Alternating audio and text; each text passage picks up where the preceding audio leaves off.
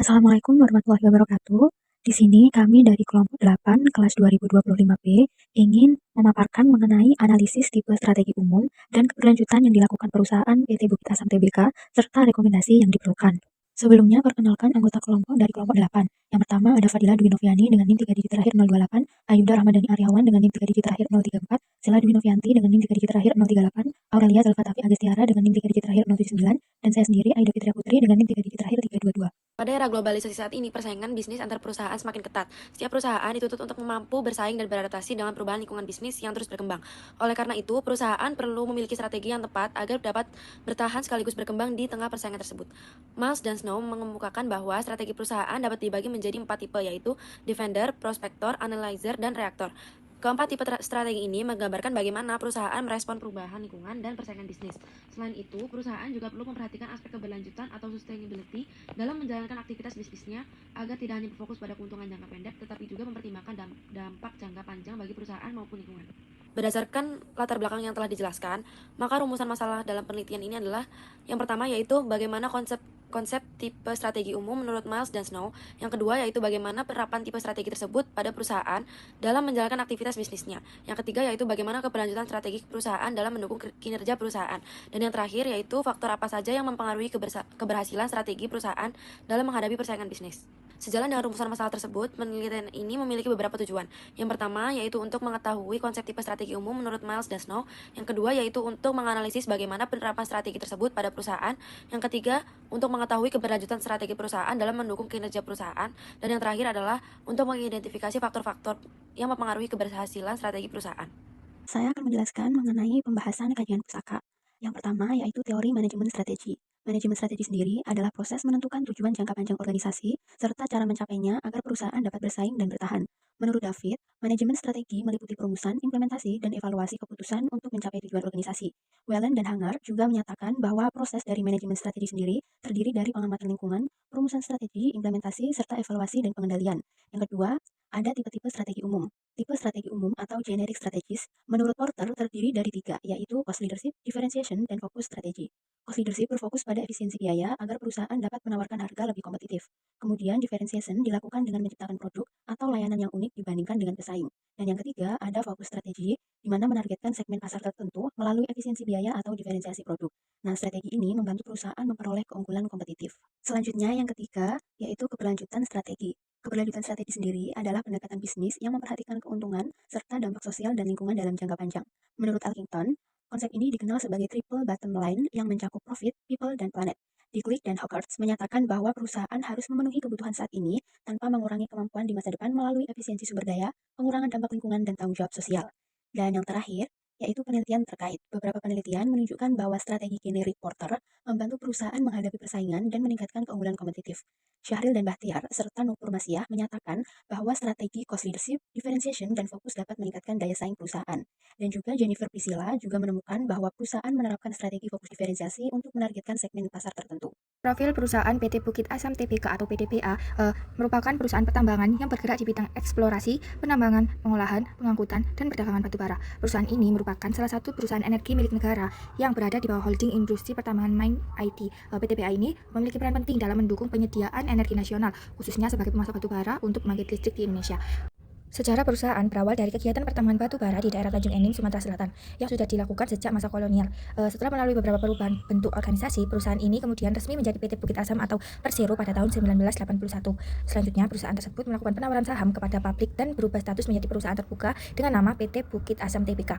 Kegiatan utama dari PTBA ini meliputi seluruh rantai bisnis batubara, mulai dari eksplorasi sumber daya, penambangan, pengolahan, dan distribusi dan pemasaran domestik dari ekspor.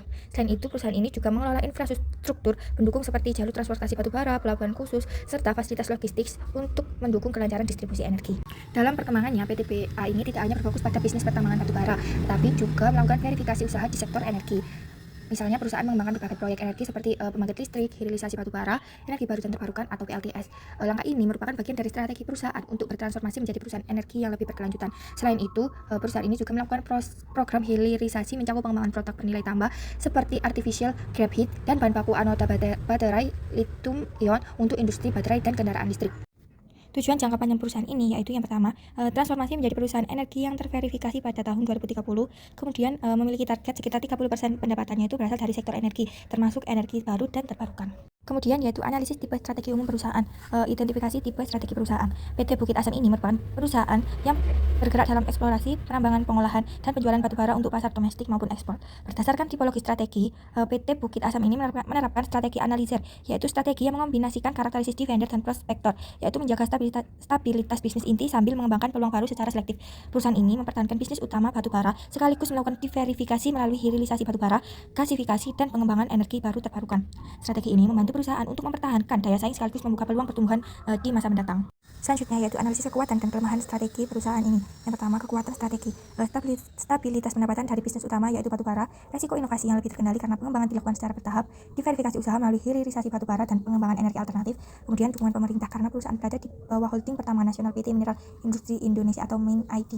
Kelemahan dari strategi tersebut adalah yaitu ketergantungan pada batubara sebagai sumber pendapatan utama, fluktuasi harga batubara di pasar global dapat mempengaruhi kinerja perusahaan, inovasi relatif lebih lambat dibandingkan perusahaan yang menerapkan strategi prospektor, kemudian tekanan regulasi lingkungan dan transisi energi global menuju energi yang lebih ramah lingkungan.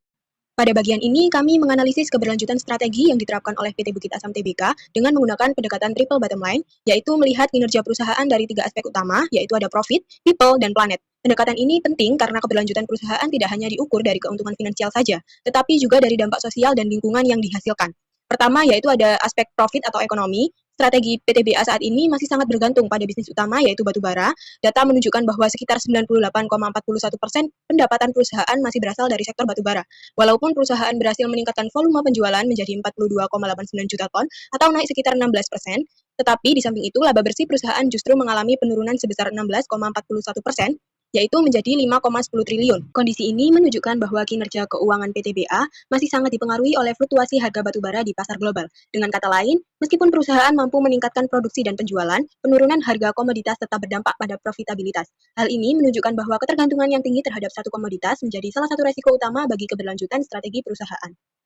Yang kedua, dilihat dari aspek people atau sosial, PTBA menunjukkan komitmen yang cukup kuat terhadap pengembangan sumber daya manusia dan kontribusi sosial kepada masyarakat. Salah satu upaya yang dilakukan adalah melalui program pengembangan kepemimpinan seperti Bukit Asam Leadership Acceleration and Development Program. Ini bertujuan untuk meningkatkan kapasitas dan kompetensi karyawan agar mampu menghadapi tantangan industri di masa depan. Selain itu, perusahaan juga memberikan beasiswa pendidikan lanjutan bagi karyawan sebagai bentuk investasi jangka panjang dalam pengembangan SDM. Dalam hal hubungan industrial, PTBA juga menjaga hubungan yang baik dengan pekerja melalui keberadaan serikat pekerja dan perjanjian kerja bersama, yang membantu menciptakan lingkungan kerja yang lebih stabil dan harmonis. Dari sisi pemberdayaan masyarakat, perusahaan juga menyalurkan dana untuk pengembangan UMKM, namun dalam laporan tahunan perusahaan, evaluasi program sosial ini masih lebih banyak menekankan pada output, seperti jumlah dana yang disalurkan dibandingkan outcome atau dampak nyata yang dihasilkan, misalnya peningkatan pendapatan UMKM atau penciptaan lapangan kerja baru. Analisis yang terakhir dilihat dari aspek planet atau lingkungan, PTBA mulai menunjukkan upaya transformasi menuju bisnis yang lebih berkelanjutan. Salah satu langkah yang dilakukan adalah dengan mengembangkan energi baru terbarukan, seperti pembangkit listrik tenaga surya atau PLTS. Selain itu, perusahaan juga melakukan berbagai proyek hilirisasi batubara. Proyek-proyek ini menunjukkan upaya perusahaan untuk beradaptasi dengan tren transisi energi global yang mulai mengurangi ketergantungan pada bahan bakar fosil. Pengembangan teknologi tersebut juga dilakukan melalui kerjasama dengan lembaga penelitian seperti BRIN dan perguruan tinggi seperti Universitas Gadjah Mada. Selain itu, PTBA juga memperoleh penghargaan Proper Emas dari Kementerian Lingkungan Hidup dan Kehutanan sebagai bentuk pengakuan atas kinerja pengelolaan lingkungan yang baik. Meskipun demikian, perusahaan tetap memiliki tanggung jawab lingkungan yang besar. Salah satunya terlihat dari provisi reklamasi dan penutupan tambang yang mencapai 2,12 triliun yang menunjukkan besarnya kewajiban perusahaan dalam memulihkan lingkungan setelah kegiatan pertambangan selesai. Secara keseluruhan, analisis ini menunjukkan bahwa PTBA saat ini berada dalam fase transisi strategis menuju model bisnis yang lebih berkelanjutan. Perusahaan telah menunjukkan berbagai upaya dalam aspek sosial dan lingkungan, serta mulai mengembangkan inovasi di sektor energi baru. Namun, tantangan terbesar yang masih dihadapi adalah ketergantungan yang tinggi terhadap batubara, serta kebutuhan untuk mempercepat pengembangan bisnis baru agar dapat menjaga keberlanjutan perusahaan dalam jangka panjang. Pada pembahasan bagian ini, kami mengevaluasi kinerja strategi yang dijalankan oleh PT Bukit Asam Tbk secara operasional. Strategi peningkatan produksi dan ekspor dapat dikatakan berhasil karena volume ekspor meningkat sekitar 30,1% sehingga mencapai 20,26 juta ton, terutama ke pasar Asia seperti India dan Vietnam. Selain itu, perusahaan juga melakukan inovasi digital seperti aplikasi Cisea, serta berhasil menjaga nisbah kupas di bawah target, yang menunjukkan adanya peningkatan efisiensi operasional. Namun, keberhasilan operasional tersebut belum sepenuhnya diikuti oleh kinerja keuangan. Walaupun pendapatan perusahaan meningkat sekitar 11,11%, laba bersih justru menurun 16,41% karena meningkatnya beban pokok pendapatan, terutama dari biaya jasa, penambangan, dan angkutan batubara. Hal ini menunjukkan bahwa strategi peningkatan volume produksi mampu menjaga pendapatan tetapi belum mampu melindungi margin keuntungan perusahaan. Jika dibandingkan dengan kompetitor seperti Adaro Energy dan Indica Energy, PTBA memiliki keunggulan karena didukung oleh holding Mind ID serta fokus pada hilirisasi berbasis sumber daya domestik. Namun sebagai perusahaan BUMN, PTBA terkadang kurang fleksibel dalam pengambilan keputusan dibandingkan kompetitor swasta. Oleh karena itu, keberhasilan strategi PTBA ke depan sangat bergantung pada kemampuan perusahaan mempercepat diverifikasinya bisnis di luar batubara. Selanjutnya ada rekomendasi strategi perusahaan. Pertama, efisiensi operasional. Perusahaan harus mengimplementasikan smart mining dan digitalisasi rantai pasok untuk menekan biaya operasional di tengah volatilitas harga komoditas. Kemudian yang kedua, percepatan hilirisasi. Fokus pada pengembangan artificial graphite untuk masuk ke ekosistem kendaraan listrik. Kemudian transisi energi, memperluas pemanfaatan PLTS di area tambang dan konsisten mengejar target 30% pendapatan dari energi bersih pada tahun 2030. Kemudian penyelarasan kompetensi SDM, menyiapkan pelatihan teknis bagi karyawan untuk transisi dari operasional tambang ke operasional energi terbarukan. Dan yang terakhir, pengambilan keputusan berbasis ESG, yaitu memastikan setiap investasi baru memenuhi standar lingkungan dan sosial yang ketat untuk menjaga nilai saham jangka panjang. Dan yang terakhir pada bagian simpulan, yang pertama strategi analyzer. PT Bukit Asam berhasil menjaga bisnis inti sambil secara selektif berinovasi di sektor energi baru terbarukan. Kedua, kinerja operasionalnya, volume penjualan ekspor mencapai rekor tertinggi, namun laba bersih masih rentan terhadap fluktuasi harga pasar global. Lalu aspek sustainability, komitmen pada konsep triple bottom line sudah berjalan, namun kontribusi finansial dari sektor hijau perlu ditingkatkan. Selanjutnya, urgensi adaptasi. Di tengah tren dekarbonisasi global, fleksibilitas strategi dan sangat krusial agar perusahaan tetap relevan dan kompetitif. Dan yang terakhir, visi masa depan. Transformasi menjadi perusahaan energi kelas dunia bukan lagi pilihan, melainkan keharusan untuk keberlanjutan jangka panjang.